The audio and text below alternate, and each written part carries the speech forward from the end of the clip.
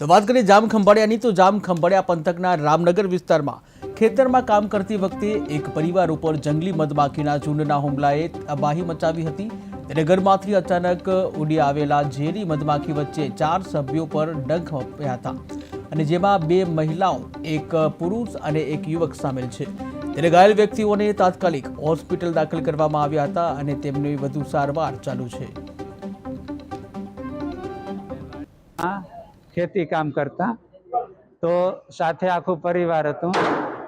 दीकरो जेनुं नाम उत्तम दीपक भाई कणझारिया, मारी धर्मपत्नी जमुनाबेन धीरजलाल कणझारिया अने दीकरानी वहू जी दक्षाबेन दीपक कणझारिया।